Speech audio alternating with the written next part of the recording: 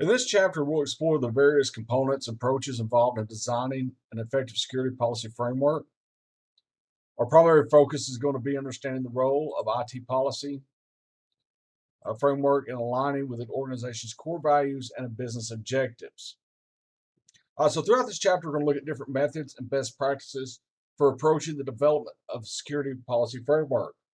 We'll examine the importance of defining clear roles, responsibilities, and accountability uh, for personal for personnel involved in the policy's implementation. Additionally, we're going to explore the concepts of separation of duties and the significance in maintaining an effective security posture. Another important aspect we will discuss is the role of governance and compliance in security policy framework.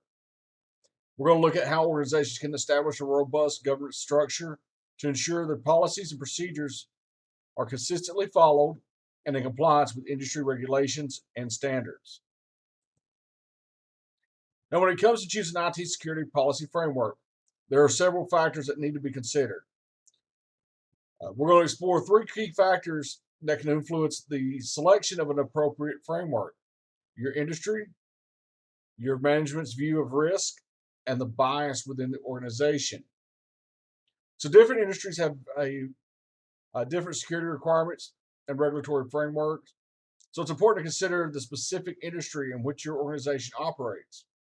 For example, healthcare and financial sectors have um, a lot more stringent compliance requirements due to the sensitivity of the data that they handle. So, understanding the industry specific standards and regulations that can help guide the selection of the appropriate security policy framework. And each organization is going to have its own unique perspective on risk management. The management's perception of risk and risk tolerance will also play a significant role to determine the suitable security policy framework. So, some organizations may adopt a more conservative approach that they prioritize strict controls and compliance. Others may take a more flexible approach, emphasizing innovation and agility. So it's crucial to align the framework with the organization's risk appetite and management's view of the risk. Now, organizations, they're comprised of individuals with their own biases, preferences, and past experiences. So these factors can influence the selection of a security policy framework. And it is very important to recognize and address any biases within organizations that may impact the decision making process. So, by conducting a thorough assessment and involving diverse perspectives, this can help mitigate bias and ensure that a more objective approach to framework selection. Transparency is crucial when it comes to handling customer data. So, in order to ensure compliance and build trust with the customers, organizations need to be transparent in their practices regarding the collection, use, and maintenance of personally identifiable information. So, some steps to consider when selecting industry frameworks related to transparency. You want to start by examining the specific regulatory requirements that are relevant to your industry. Now, regulatory bodies, they often provide guidelines and frameworks that the organizations must adhere to in order to protect the customer's data. So, you want to familiarize yourself with these requirements to ensure that your organization is in compliance. Auditors and regulators can also provide valuable insights and guidance regarding industry best practices for transparency and data protection. So, you want to engage with these stakeholders to gain a deeper understanding of the frameworks they recommend or require for your industry. Also, you want to look for frameworks that have gained widespread acceptance and support within industry over time. So, these frameworks often have a proven track record of effectively addressing transparency and data protection concerns. Their adoption by other organizations in your industry can provide confidence in their effectiveness. So, in addition to industry specific frameworks, there are several well known and widely accepted frameworks that can be used to establish an effective IT security policy framework. So here's three examples. Uh, the Committee of Sponsoring Organizations of the Treadway Commission, the COSO, provides a framework for validating internal controls and managing enterprise risk. Now, while it's heavily focused on financial operations and risk management, it can also be applied to broader IT security policies.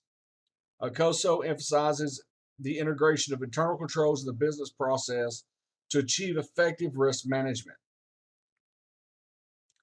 COBIT is the Control Objectives for Information Related Technologies. It's a comprehensive framework and supporting toolset that aligns business and control requirements with technical issues. COBIT helps organizations bridge the gap between the business objectives and the IT governance by providing a structured approach to managing and controlling information and technology risks. COBIT also maps to various major frameworks such as the COSO, ISO, ITIL. It makes it a versatile choice for organizations. The ISO standard relates to information security and IT risks. This one is widely accepted as the leading international standard. The ISO 27,000 series, this provides a systematic approach to establishing, implementing, maintaining, and continually improving as an information security management system. These standards focus on confidentiality, integrity, availability of information assets, and they provide a comprehensive framework for managing information security risks.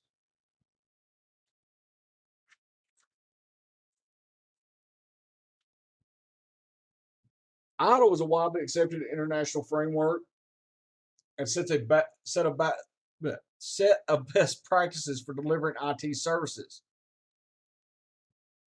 It provides guidance on aligning IT services with the business needs and also focuses on the service management processes. Now, while ITIL is not specifically focused on security, it offers valuable insights into managing IT services in a way that supports overall organizational goals, including security considerations. The NIST provides federal information processing standards that are required by the Federal Information Security Management Act. The NIC framework, such as NIST, Cybersecurity Framework, and special publications, they offer comprehensive guidelines for managing and securing information systems and data. So these frameworks are particularly relevant for the government agencies and organizations operating in regulated industries. PCI DSS is a security framework established by the Payment Card Security Standards Council. It applies to any organization that accepts, stores, or processes credit card information. This provides requirements and best practices to protect cardholder data and maintain a secure payment environment. The CIST critical security controls for effective cyber defense. This was initially developed by the SANS Institute in 2008. It's now managed by the Center for Internet Security. It offers a prioritized set of best practices for cybersecurity. So these controls provide specific actions that the organizations can take to enhance their security posture and defend against common cyber threats. The CIS controls are regularly updated to address emerging threats and evolving security challenges.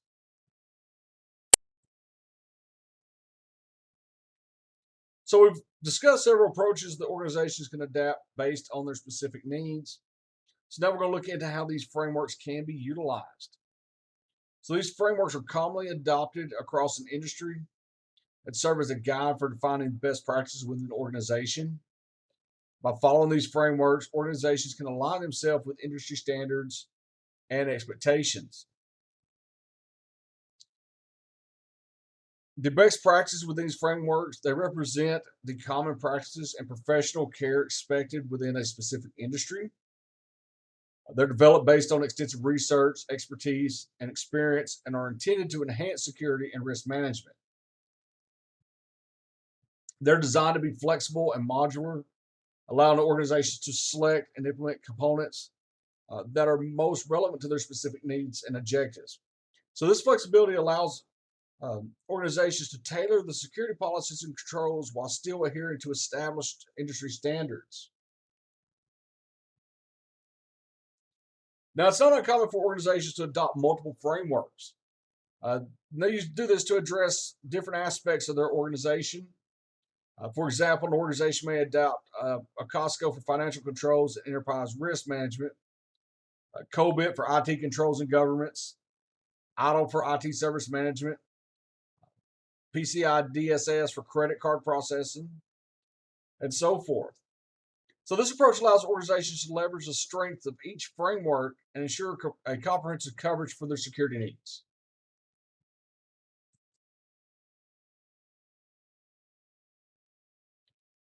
So far in this chapter, we've discussed the importance of managing and disposing of risk, um,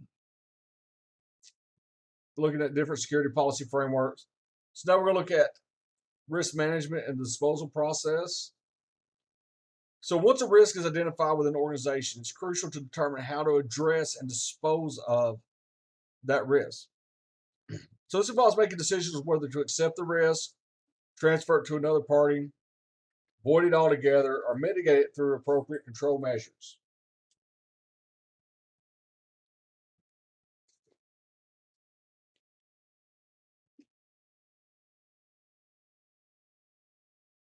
Now, many frameworks, they're going to emphasize a risk-based approach to security because this means that the organization prioritizes their efforts based on the level of risk associated with specific assets, processes, and activities.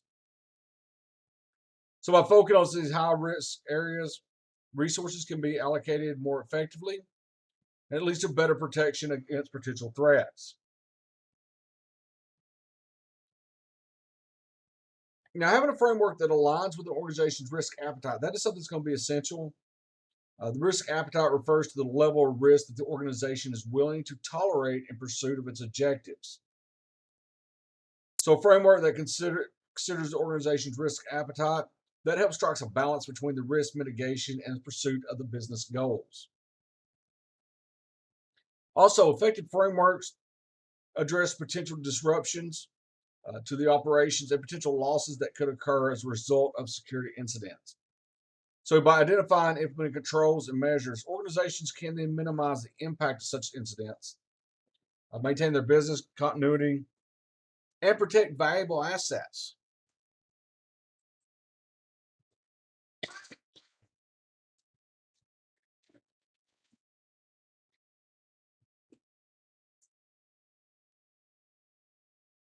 Another important approach to consider is aligning the framework with the business processes, particularly in the physical domain of IT responsibility. So, a couple ways that this approach can be beneficial is when implementing an IT security policy framework. It's important to align it with the organization's business process.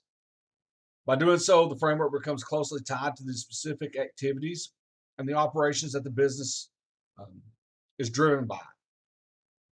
This alignment helps ensure that security controls are implemented in a manner that supports and protects the end to end business operations processes. The ISO 27002,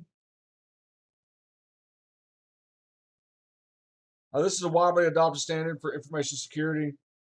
It offers a comprehensive guidance and best practice recommendations on controls. By using this, organizations can establish clear linkage between the security controls and the specific business processes that they aim to protect. So, this helps organizations understand the controls implemented across the entire business process and ensure that security measures are implemented consistently. By aligning the framework with business processes, this approach minimizes the number of controls required. It avoids a fragmented approach where each department or function implement security controls in isolation. So instead, the focus is on implementing controls that protect the entire business process, and it fosters a holistic and integrated approach to security, and it avoids the silo thinking of adopting these in isolation.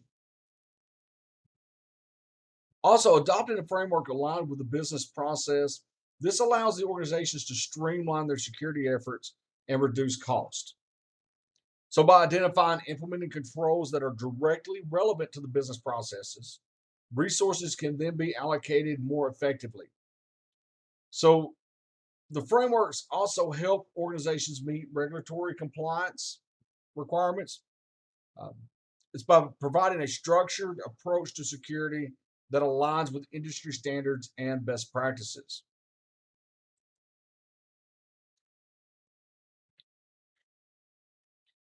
Now, one of the things when you're implementing an IT security policy framework, it is very important to understand the difference between government's oversight and management oversight. So, governance oversight refers to high level responsibility of approving the controls and approach by which risk is managed within the organization. So it involves setting the direction, establishing policies, and defining the framework within which the organization will operate.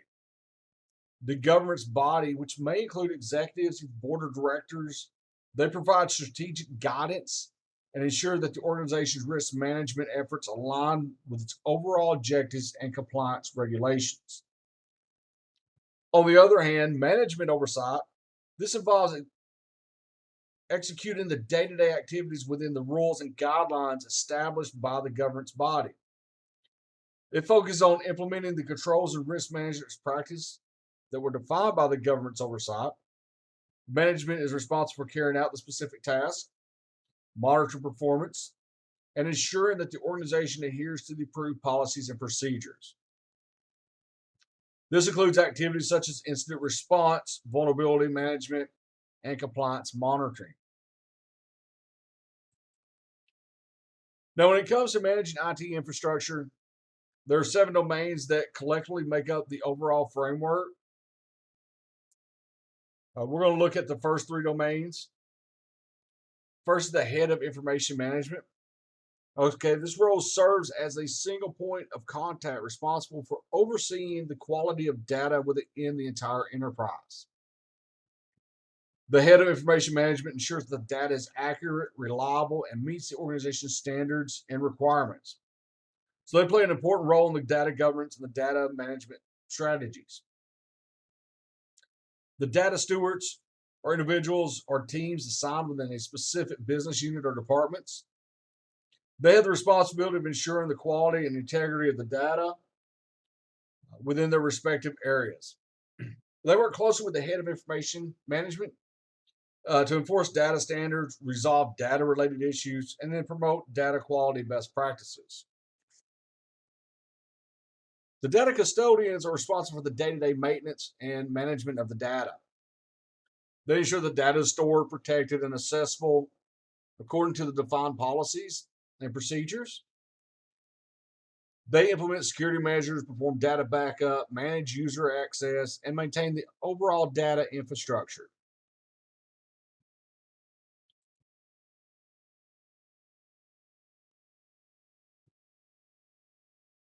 Data administrators, they're responsible for the execution of policies and procedures related to the data management. Okay, so they're going to handle the tasks such as data backup, versioning, uploading, downloading, and database administration.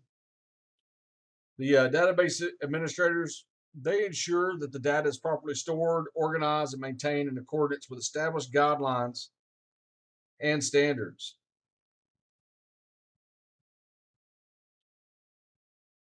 The data security administrators, they play an important role in this as they ensure that the security and the protection of the data. They're responsible for granting access rights to users based on their roles and responsibilities within the organization. The data security administrators also assess potential threats to the information assurance program.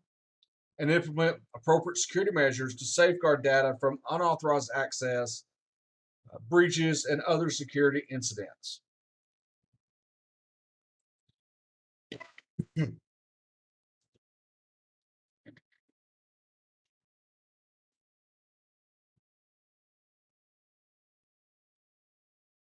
Now, some key considerations when talking about organizational culture and how it plays a significant role in shaping how IT security policies are implemented. The attitude and actions of senior leaders, including how they prioritize and address IT security, that sets the tone for the entire organization. So, when senior leaders demonstrate a strong commitment to security, it creates a culture of security awareness and accountability within the organization. The chief information security officer, they play a vital role in bridging the gap between the security and the business. The CISO, they must actively connect with and build trust among the business leaders, understanding their priorities and challenges. So, by fostering the relationships and effective communication, the Chief Information Security Officer can ensure that the security policies are understood, supported, and implemented effectively across the different business units. The security professionals, they must not talk strictly in threat terms. They must avoid using technical jargon and focus on translating those threats into the business risks. So, by framing security discussions in terms of potential impact on the business and its objectives, they can engage a lot of business leaders in meaningful conversations about risk management and decision making. So, by implementing IT security policies, this does require collaboration and integration across different departments and teams. So, it is important to promote a culture of collaboration where security professionals work closely with other stakeholders to align security measures with business needs, processes, and goals.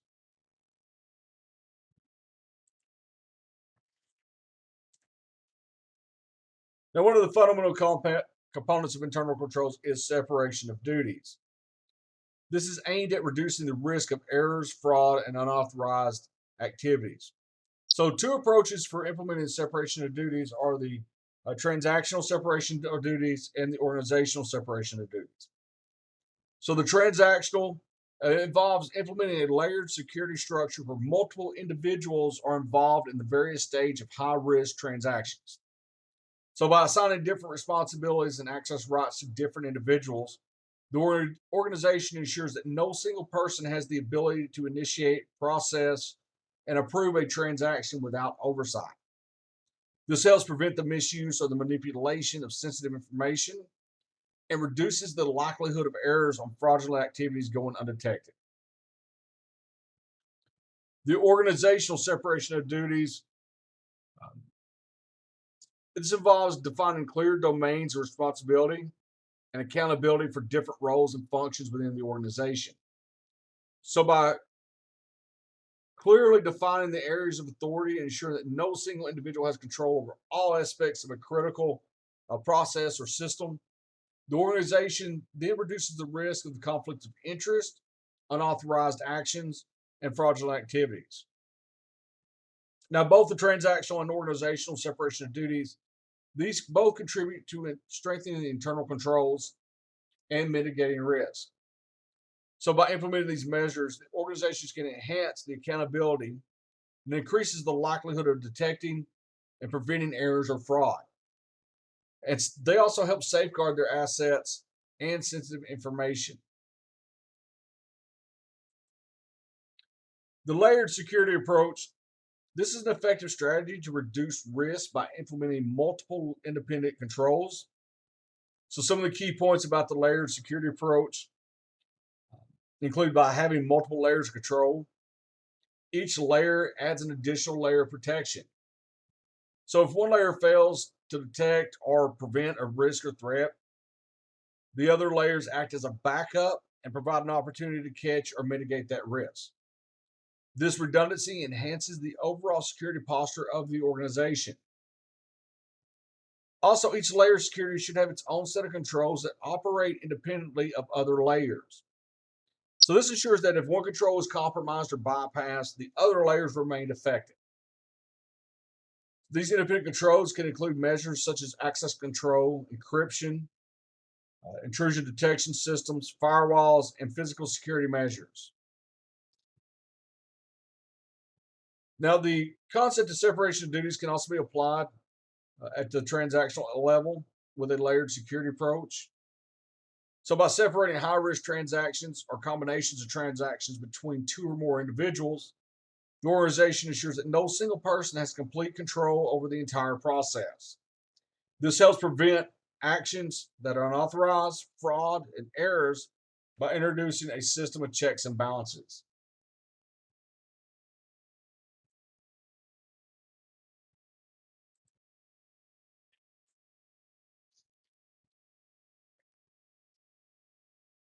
So the concept of domains of responsibility and accountability, this is very important for ensuring effective separation of duties.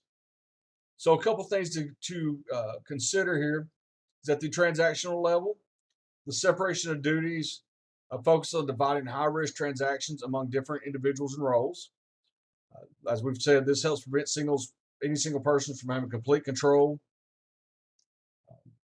over any critical process, reduces the risk of errors, fraud, and unauthorized actions. Now, within each domain, it is the responsibility of management to identify high risk transactions and implement the appropriate separation of duties. By clearly defining the roles and assigning specific responsibilities to different individuals, management then ensures that no single person has unchecked authority over crucial tasks. We've also talked about how separation duties can be applied across the domains at the organizational levels. That means that certain tasks or responsibilities are allocated to different teams or departments to prevent concentration of power or conflict of interest. So no single team is responsible for all the tasks. As an example is of designing, implementing, and validating solutions, um, and they can be distributed against separate teams to ensure the checks and balances. The three lines of defense model. This is a risk management and control framework that helps organizations establish clear responsibilities and accountabilities for effective risk management. So it defines three lines of or layers of defense within the organization. The first line of defense consists of operational management and staff who directly own or manage risk assets or risks associated with the respective business areas.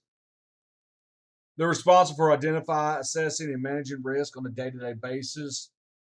This includes implementing controls, monitoring activities, and reporting on risk related issues,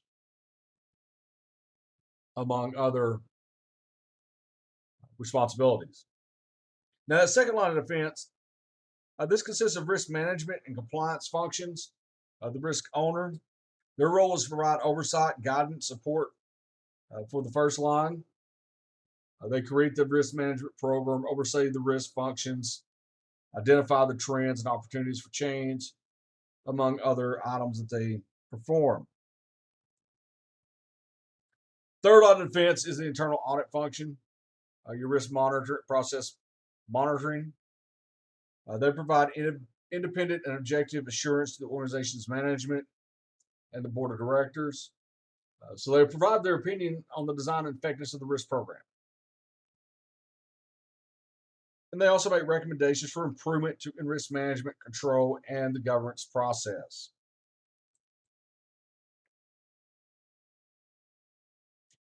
Now, governance and compliance frameworks, these are essential for effectively managing risk in an organization. They're going to provide a structured approach for governance and compliance that allow the organization to measure risk in several ways.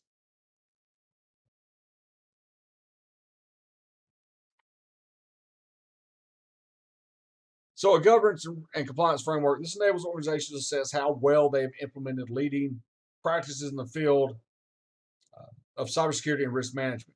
So, by aligning their practices to recognize standards and frameworks, organizations can gauge their level of compliance and identify areas for improvement.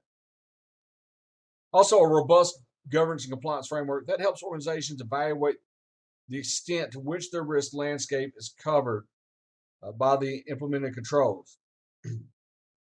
So, this provides a systematic approach to identifying, assessing, and managing risk and ensures that the appropriate controls are in place to mitigate those risks effectively.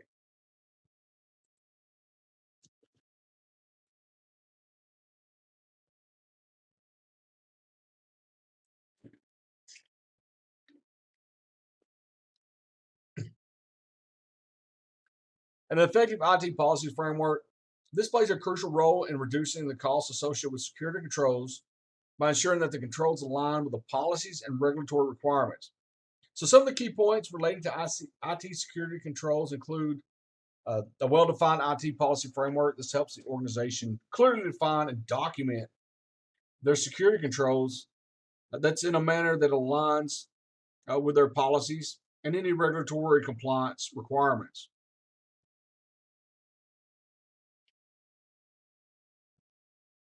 The inventory controls and mapping them to relevant policy and regulations by maintaining and those organizations can streamline their compliance efforts. So this approach helps in avoiding redundant or unnecessary controls and ensures that the resources are focused on the most crucial areas. Also, automated control testing and monitoring processes. This can be used to significantly reduce the cost of demonstrating compliance. So, by leveraging technology and tools, organizations can automate repetitive tasks such as control testing, data analysis, and reporting. This improves the efficiency, accuracy, and consistency, and it enables the organization to allocate those resources more effectively.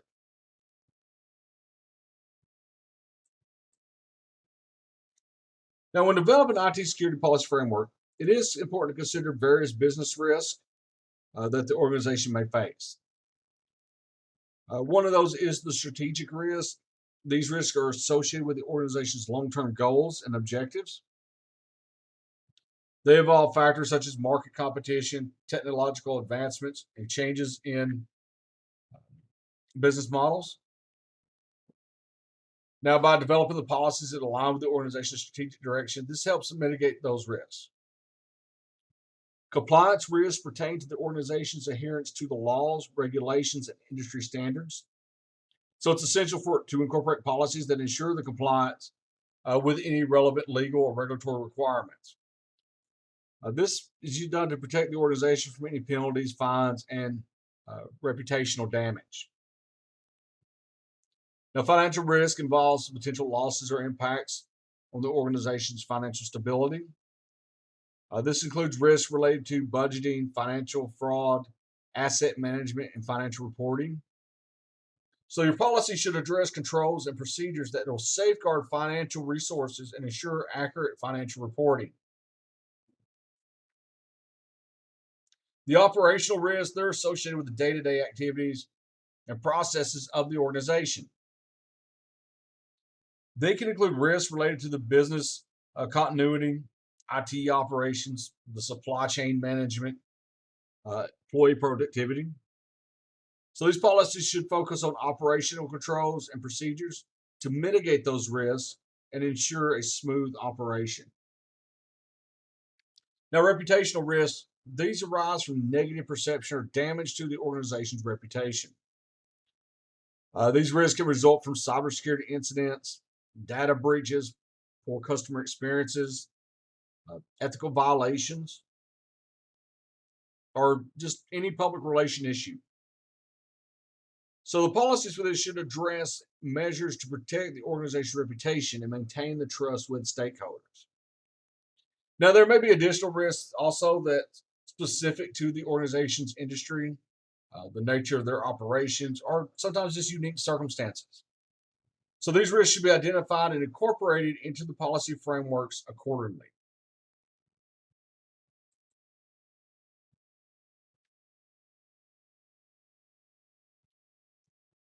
It's also important to incorporate best practices into the IT security policies framework. So some of the best practices to consider include ensuring that the roles and responsibility for managing and enforcing the IT security policy framework are clearly defined. So this includes designated individual teams responsible for policy deployment, development, implementation, enforcement, and the ongoing monitoring.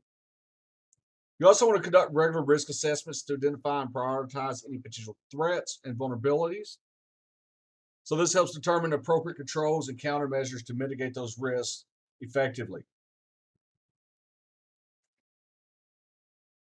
Another best practice is to implement a robust system for continuous monitoring and review of the IT security policy framework. So by regularly assessing the effectiveness of the policies, controls, and procedures, and you make those necessary adjustments based on emerging threats, changes in technology, and industry best practices that have changed. You also want to provide comprehensive training and awareness programs to educate employees about the IT security policies.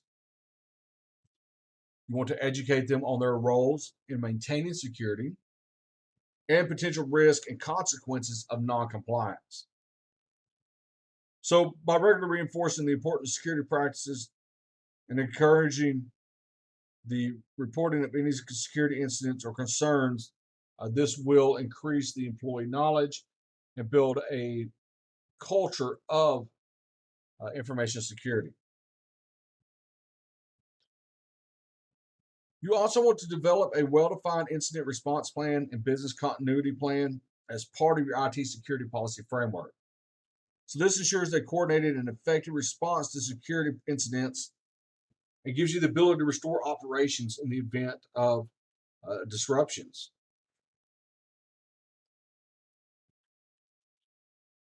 You also want to conduct periodic assignments or assessments and audits to evaluate the effectiveness of your IT security policy framework.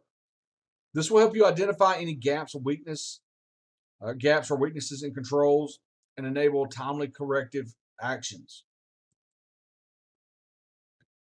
So, in this chapter, we've talked about the different approaches to security policy framework and how there are different models, different methods, and best practices to consider. It's important to define clear roles, responsibilities, and accountability for personnel involved in implementing and enforcing these policies. Separation of duties ensure that no individual has excess control over critical processes and reduces the risk of fraud and errors. Governments and compliance play a vital role also in ensuring that the framework aligns with industry regulations, industry standards, and industry best practices.